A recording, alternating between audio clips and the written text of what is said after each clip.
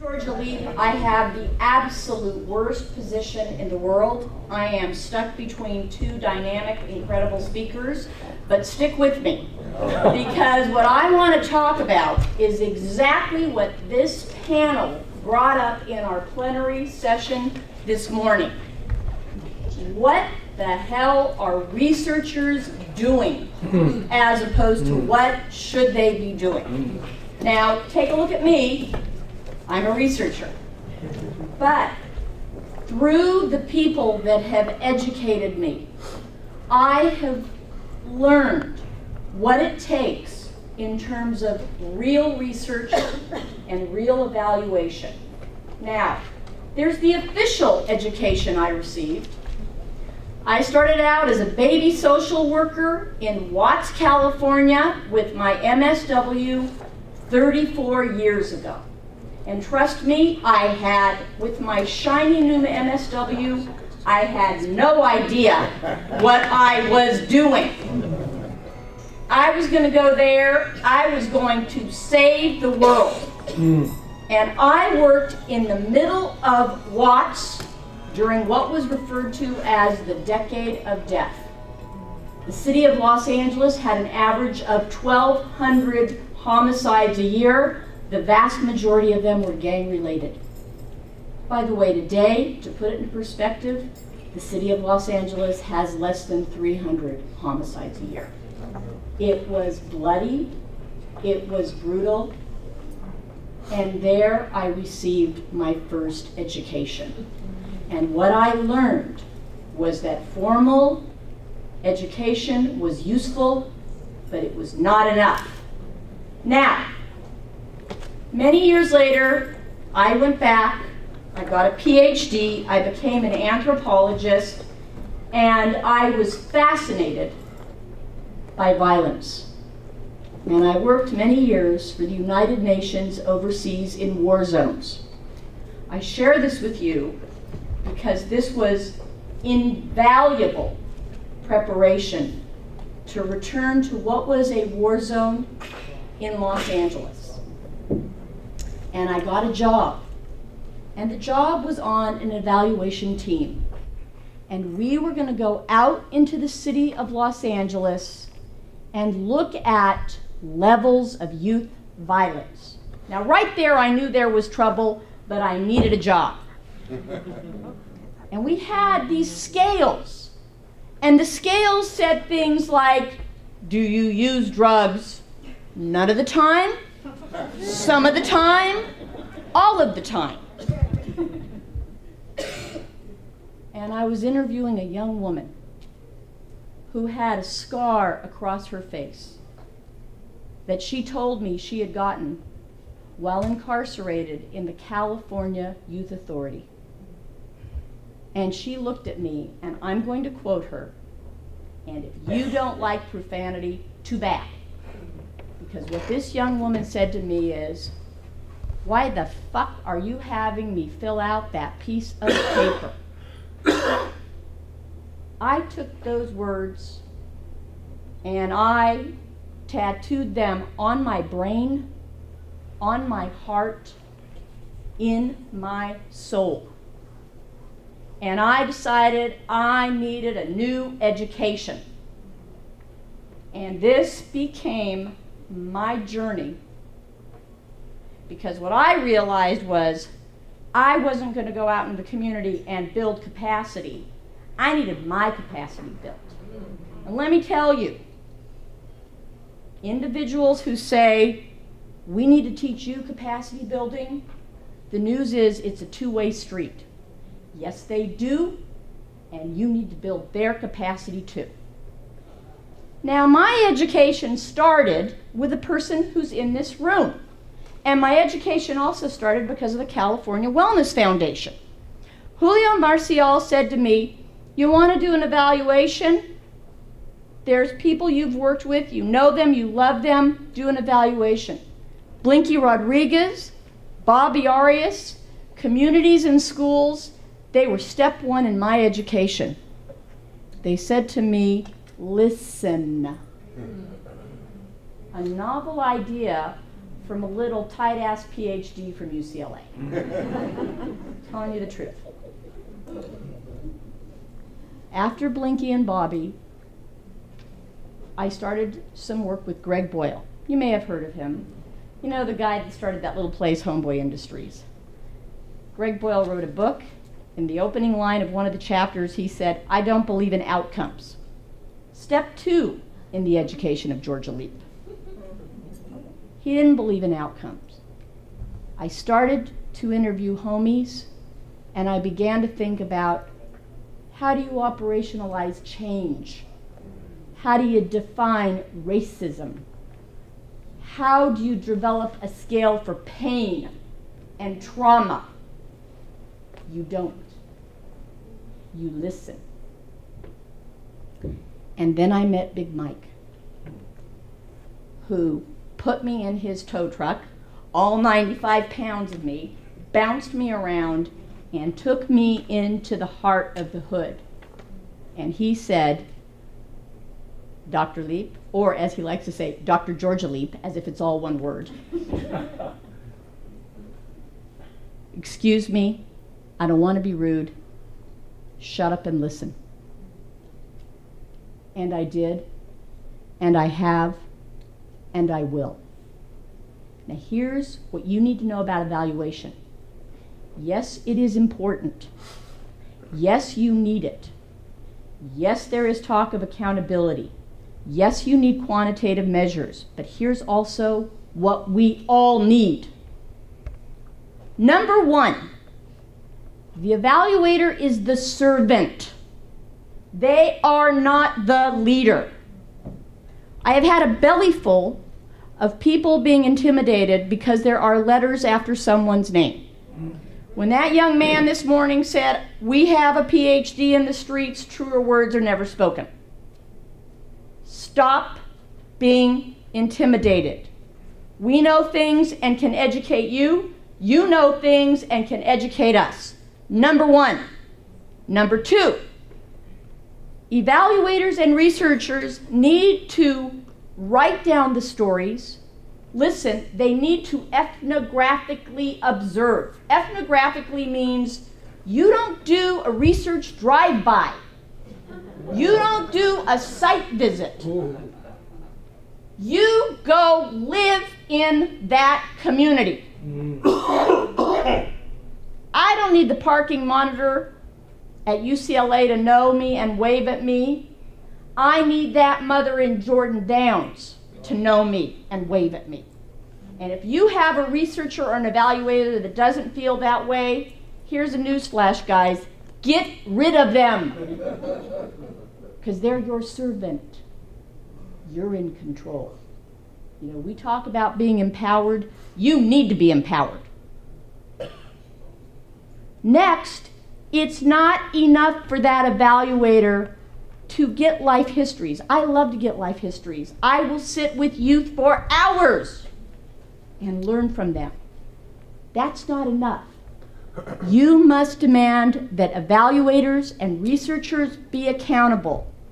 They can't just go publish for papers for promotion. I don't believe in it.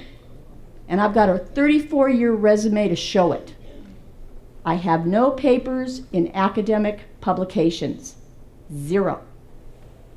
And by the way, you need those folk. I'm not enough. You need those folk with papers in academic publications.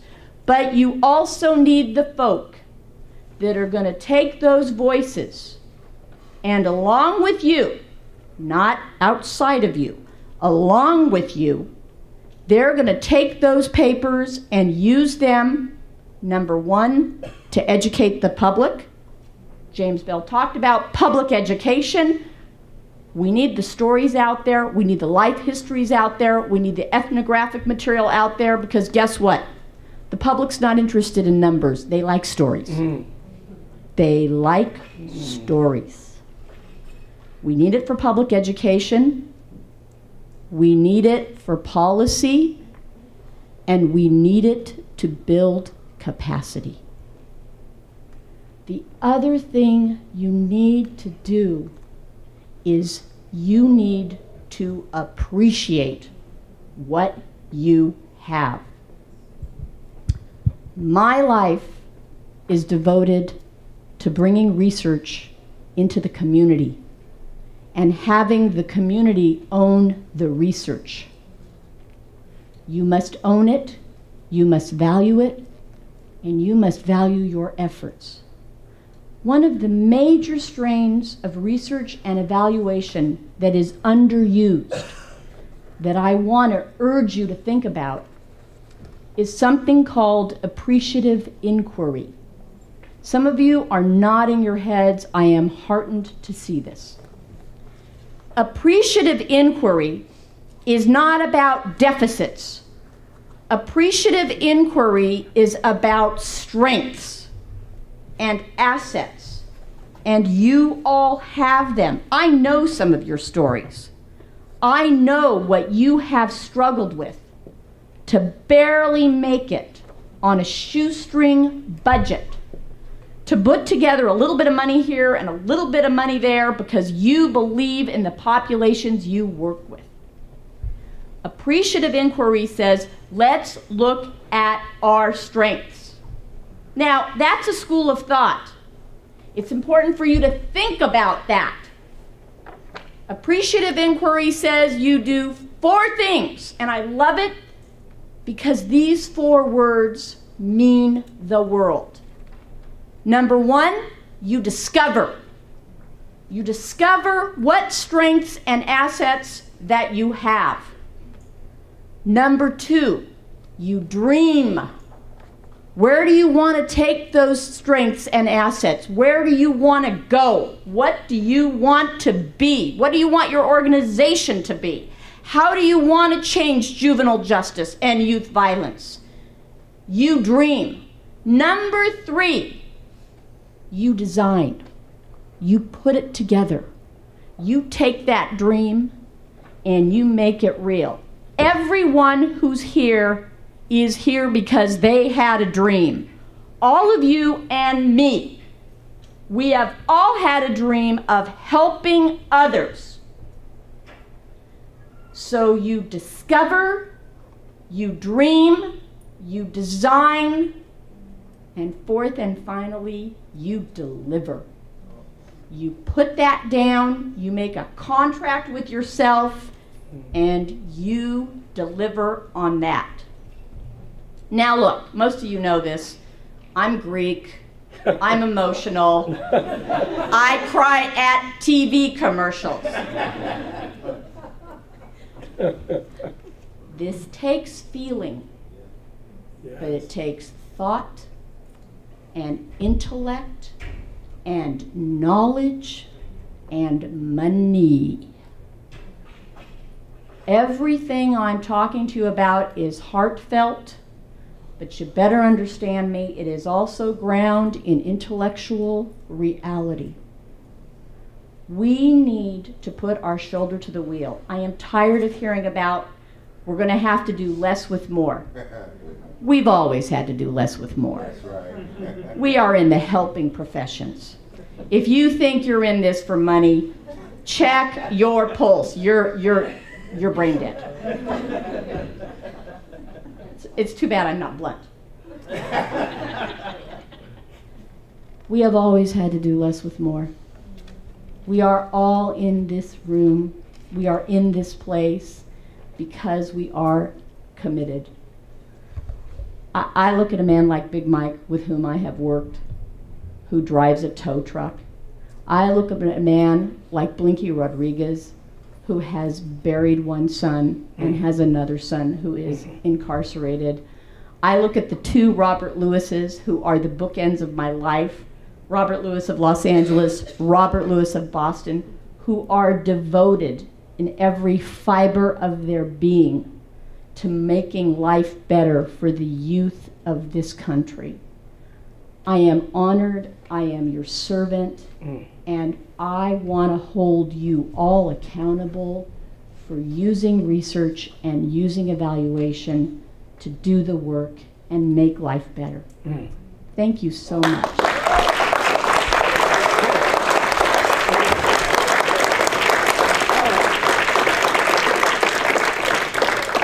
Who's got questions? I guess I've got to talk on the mic. No questions? Come on. Comment, as someone who's traveled in the same train you have around being an evaluator and just struggling with the wrong outcomes. I guess I'd just like to know if you could refer me to a couple of resources that show how you've been able to capture ways to measure and communicate changes in outlook, changes in a new path like the folks on the panel described today. Those are the kinds of things we should be able to unapologetically describe. So. I think there's resources there. I'm happy. I'll give you my email. I'm happy for you to look at scales and questions. The most precious resource you have, and you're in that, is your own brain as an evaluator and the team of folk that you work with. It truly is, and you can have sort of a sidebar conversation. I can't urge you enough. There are scales. There's ways to do things. There's questions to ask. The most precious thing we have is, who are the folk on the ground that are doing the work? One of the things I do, by the way, is I will share this, and here's a resource I've used, and it's as plain as the nose on my face, and people don't think about it. I'm at UCLA. They suffer me at UCLA. I'm like the crazy aunt. They're like, you know, everybody has that crazy aunt. You love her, but she's crazy. Okay, you know what I mean. I'm the crazy aunt at UCLA, but one of the things I do is I have graduate students, and I send them into the community, but I have an ulterior motive. The vast majority of the graduate students I send into the community to ask questions, to collect data, to get those scales. 90% of the time, and I am not exaggerating, here's a statistic, 90% of the time they are students of color.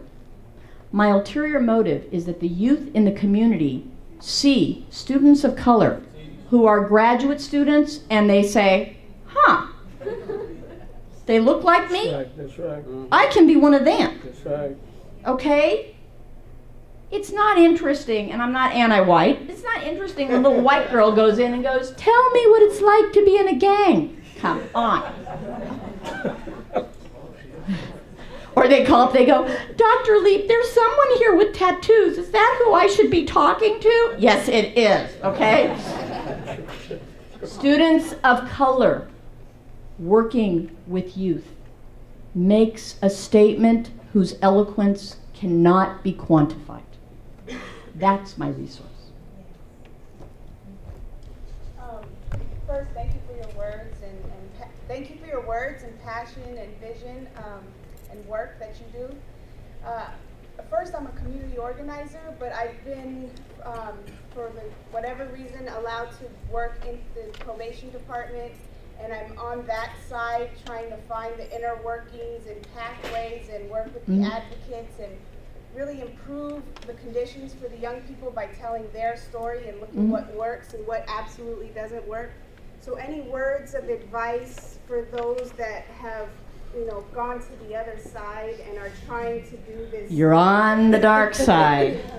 Let me give you my words of advice. First of all, in the midst of my research and my midst of trying to change the world, I had a bad marriage, it ended, I got a divorce, I said I'm never getting married again, and then I fell in love with absolutely positively the worst person I could ever have fallen in love with, and I fell crazily in love with a member of the LAPD. Oh no. Oh yes!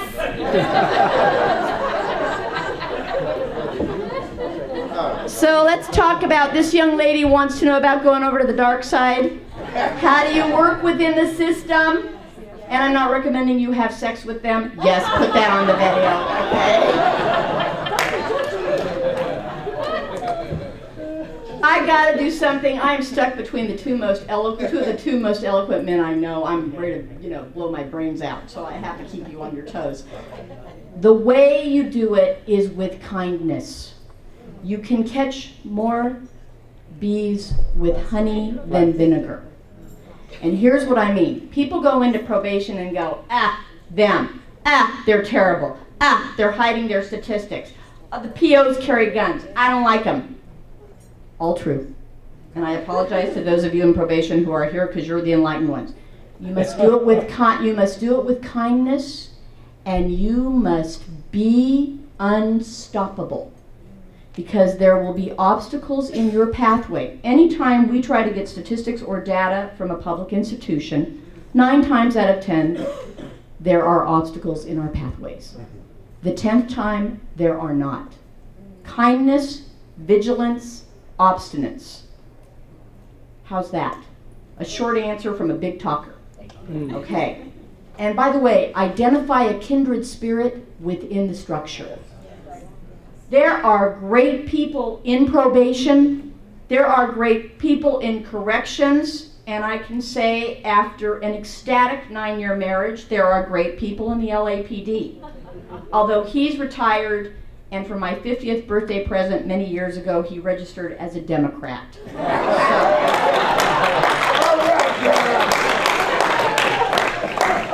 Okay. It's true. Robert Lewis knows him. My husband went to and talked about working with gangs and started to cry. You were there. Miracles happen, okay? He was trying to impress you. Oh yeah, he did. Who else? How you doing? My name's Ivan Davis. I'm part of ARC. And the group of panelists that spoke earlier, I'm included in the people that have been incarcerated, retransitioned, and working to give back. In regards to that, anyone here, I work with KJLH 102.3. Stevie Wonder owns our station. And then putting out what we're putting in, do you all take the time and the effort to contact the local radio stations and let us know that you're particularly having an event? Because when I go out and we foster, we advocate to all the places, maybe the Watts Healthcare Forum, and there's 600 people out here getting tested for HIV and AIDS, maybe just a person of your stature or nature would come out to our events and lobby or contact us so we can come out and lobby at your events. Here's a fantastic example of a two-way street. We've got it right before our very eyes, and we need this happening not just at a wellness conference, but every day, all the time. This is what we mean by building capacity. One more question. How does that sound? One more? Are we good? Actually, you have 3 more minutes. I have 3 more minutes. Come on. Is there something you want to know? Real quickly, I hope this is anything. We get county contracts. We're located in Skid Row, and I'm a 12-step. So they now have this deal where everything has to be evidence-based. Right. And of course, the 12-step fellowships are based on anonymity and one addict helping another. Right. But I know personally and numerous examples. So how can that concept, be put in there? Yeah. This is an excellent question. How do you, once again, how do you operationalize change? The 12-step program is based on anonymity, not informed consent, anonymity. That's it's informal. It's informal. It has to do with trust. It's relational. Okay, there's 2 answers to this young man's question here. Number one. I like that. Number one, when you get county grants, it's true. You've got to give the data. It's got to be evidence-based. And that's mainly because they want people to be accountable for how public funding is spent. Now, I don't know, I don't want you to march out there and go, Jorja Leap told me it's a two-way street. Because let's be honest, with government funding, it's a one-way street. They have the money, we want it, and with evidence-based practice, we do deliver. It's important to deliver the data they require. 2 things. Number one, you must take the stand on anonymity. I have seen it happen. I have seen people say it, and it's worked successfully. I will also be happy to have a sidebar conversation with you. Number 2, you must lobby for, you must be persistent, you must demand that a qualitative component be included. You must. Los Angeles Robert Lewis is sitting in the back row. He is heading up an incredible youth justice initiative, just incredible, called Bloom. building a lifetime of opportunities, of options and opportunities for men, for system-involved youth to stop the trajectory of their lives and to build those lives. We're doing an evaluation with him, and I became his worst nightmare because I said, that's not true. Yes, he's being nice. You must have a qualitative component. You cannot tell change in numbers. You cannot. What I learned at Homeboy, I'm going to do this quickly. You know what I found out at Homeboy Industries? The shot callers in gangs, the upper leadership in gangs, were the most brilliant minds I came across. They were worthy of a Harvard MBA. And what we learned was that was a strength, that if you could reroute it, if you could take those tracks and route them this way, that was a person who was going to be a leader. That was a person who was going to be an executive director. They sure as hell knew about money. That's about, my time's up, that's why gotta have a qualitative component. There's no scale for that. Thank you so much. I love you. I'll be here all day.